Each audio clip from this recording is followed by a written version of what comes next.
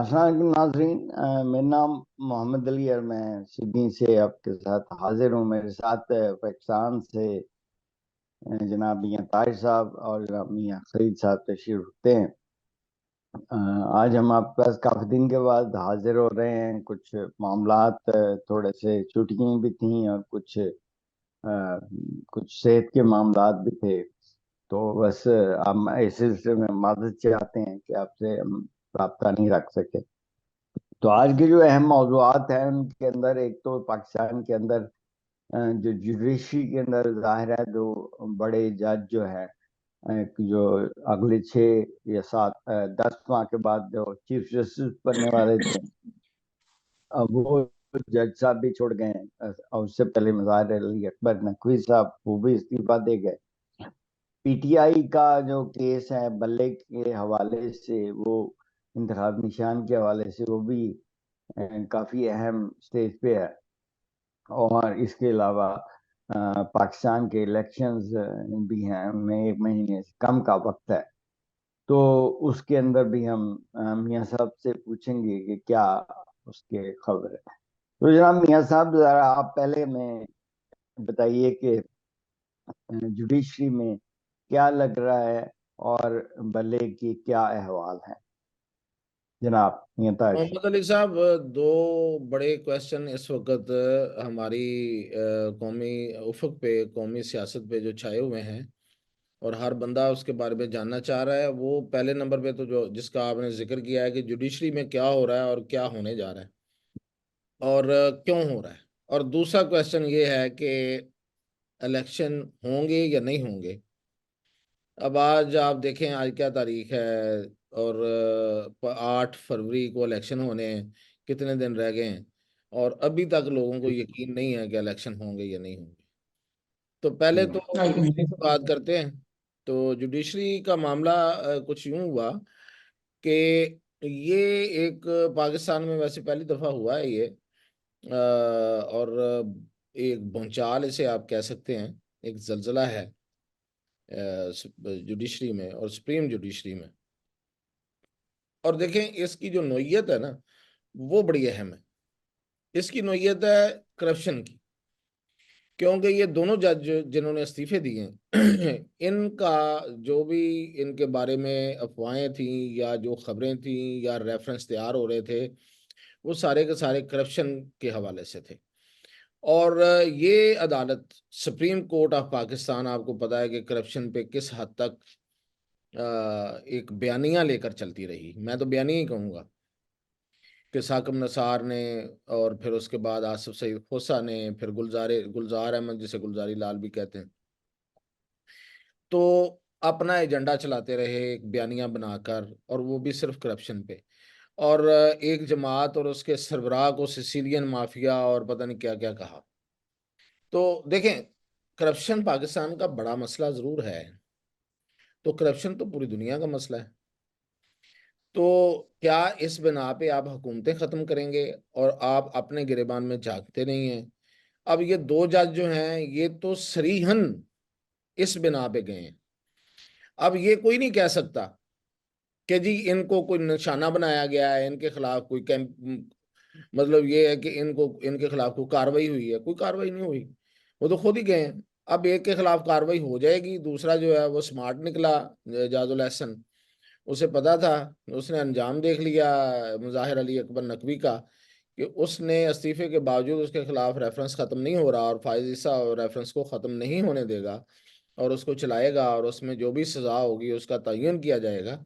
तो उसने सोचा कि तो एक तो इज्जत बचाएं। अब पता नहीं इज्जत बची है कि नहीं बची, माल बच गया है, जो उनकी पेंशन और मराहत और बड़ा बड़ा कुछ होता है इनको जजेस को जो मिलता है, वो बच गया। और फिर ये है कि अब वो किसी वक्त जब मामला ठंडे हो जाएंगे तो वो कहेगा जी मेरे खिलाफ कुछ भी नहीं था, मैंने तो इखलाकन ये कह के इस्तीफा इसलिए दे दिया। किसी जज के खिलाफ अगर कोई बात भी हो जाए तो उसे चले जाना चाहिए।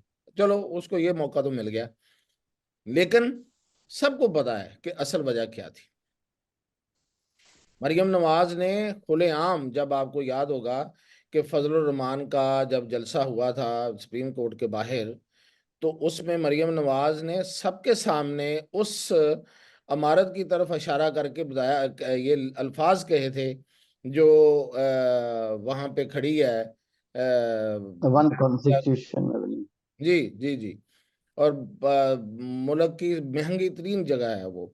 तो वो उसकी तरफ ये कहा था कि ये इमारत जस्टिस एजाजुल एहसन की करप्शन का मुंह बोलता सबूत है। तो अगर उन्हें कोई इसमें कोई होता, उनके उनके हिसाब से कोई गलत बात होती, तो वो उनको उसका कोई नोटिस लेते। वो तो जस्टिस थे उस वक्त और प्यूनी जज थे। इसके बाद जिस तरह आपने बताया कि चीफ जस्टिस उन्होंने ही बनना था अक्टूबर में, चंद माह पहले बाद उन्होंने बनना था। तो अब ये जो करप्शन की बिना पे ये सारा मामला हुआ है, तो मैं समझता हूँ कि ये बहुत एक एक एक एक इस लिहाज से पॉजिटिव चीज है कि एक प्रेशर बना सियासतदानों की अपना सॉरी वकला की तरफ से सोशल मीडिया पे, और उस पे जिन लोगों ने जो गलत काम किया हुआ था, गलत करप्ट प्रैक्टिसेस में जो मुलव्वस थे, अब तो यही कहा जा सकता है ना, उन्होंने इस्तीफे दे दिए, मान लिए उन्होंने, तो वो ये सर यहाँ कर अब जाना। हमें जल्दी से ये भी बताइए कि टाइम के इसी कंस्ट्रेंट में कि आपके ख्याल में एक तो इलेक्शन होंगे, अगर होंगे तो कौन सी पार्टी आपको आगे निकलती नजर आ रही है? अच्छा, इसमें मैं इसको जरा वाइंड अप कर दूं कि कुछ इस्तीफे अभी बाकी हैं।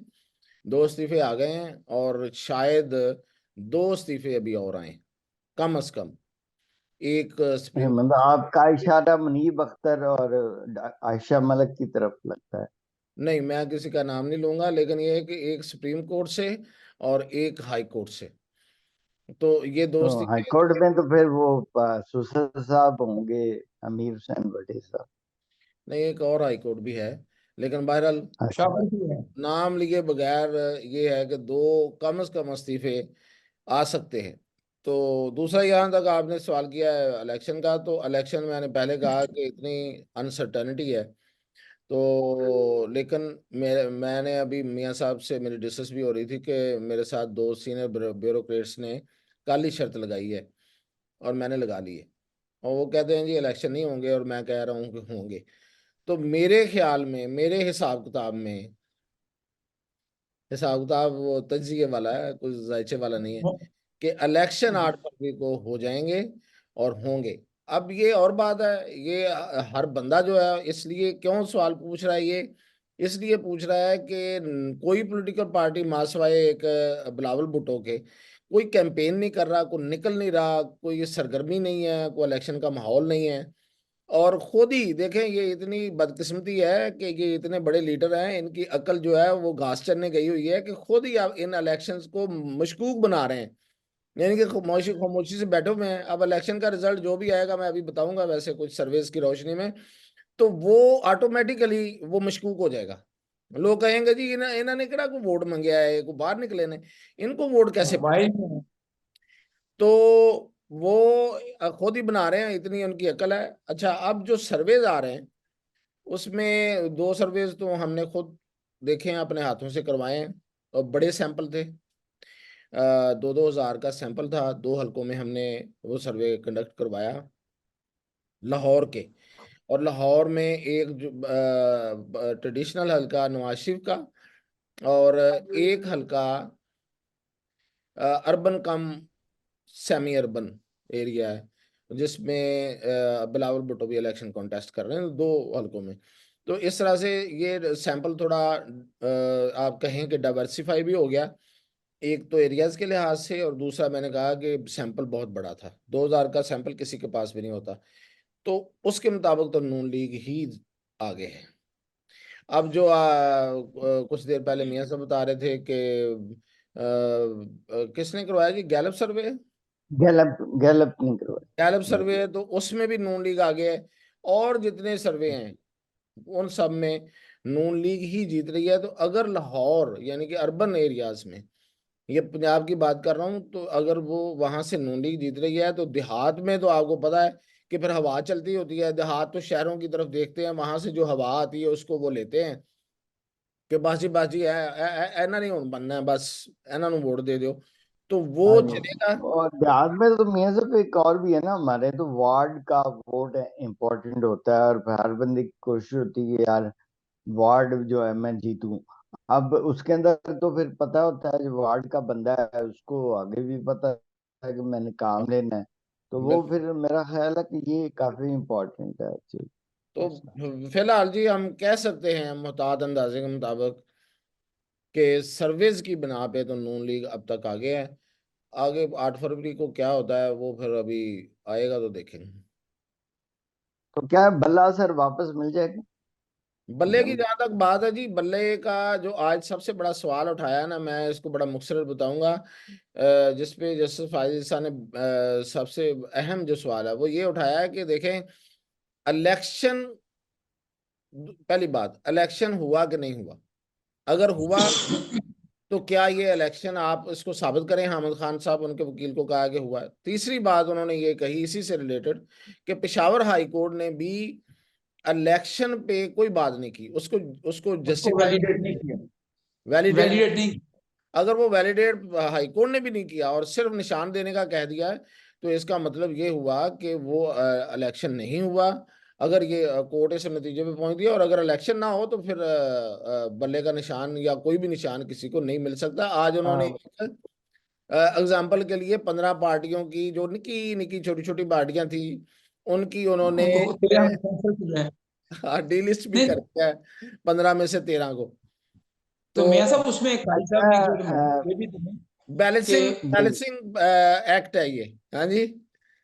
उसमें काजी साहब ने ये भी कहा है कि जो शावर हाई कोर्ट पूरे मुल्क के बारे में फैसला कैसे दे सकता है। एक तो ये प्रॉब्लम उन्होंने कानूनी आईनी बात है कि सूबे की बात होती तो ठीक है, वो पूरे मुल्क के बारे में कैसे दे सकता है। दूसरा, उन्होंने वाजे तौर पे कहा कि कानूनी तौर पर इस फैसले में काफी सारी खामियां हैं, लेकिन उन्होंने कोई फैसला या खामियां नहीं बताई। उन्होंने कहा वकील के एक कल जो, जो मोहम्मद हाँ खान जी, साहब के और पास जो चीज वो काफी बताएं। मेरा ख्याल है उनके अगेंस्ट जा रही है, वो ये कह रहे हैं कि आप जो है लाहौर हाई कोर्ट के अंदर आपका आउटस्टैंडिंग था, आपने उसको क्लोज नहीं किया और आप पेशावर चले गए, जिसपे उसने गौर खान ने खुद कहा जी कि नहीं, कोई हम शॉपिंग करने तो नहीं गए थे जी। तो मियाँ साहब, मियाँ खलील साहब, आप जरा हमें जल्दी से 30 सेकंड में बताइए कि पाकिस्तान को 70 करोड़ की किस्त मिल गई है, तो अब आगे इकोनॉमी को आप क्या देखते हैं, नहीं, जरा जल्दी से प्रैक्टिकली हमें। वो किस्त तो मिल गई, उसका पॉजिटिव इम्पैक्ट जो इतना आना चाहिए था आज मार्केट में या डॉलर पे या करेंसी मार्केट में, वो उतना नहीं आया। उसकी वजह जो मेयर साहब ने बताया कि अनसर्टेनिटी बहुत ज्यादा इलेक्शन के बारे में, और वर्ल्ड बैंक ने इस पे एक परसों एक वार्निंग वार्निंग तो नहीं, उन्हें एक रिपोर्ट जारी की थी कि अगर ये अनसर्टेनिटी इलेक्शन के बारे में पाकिस्तान में रही तो उसमें सरमायाकारी मुतासर होगी, गैर मुल्की सरमायाकार खास तौर पे नहीं आएगा, और उसका ओवरऑल आपके फॉरेक्स पे असर पड़ेगा, जो फॉरेन सेक्टर है उस पर असर पड़ेगा। इसलिए कोशिश करें कि इलेक्शन बर वक्त हो जाए, अनसर्टेनिटी खत्म हो। इसलिए मार्केट ने भी आज उतना ज्यादा कोई रिस्पॉन्स नहीं दिया 70 करोड़ का।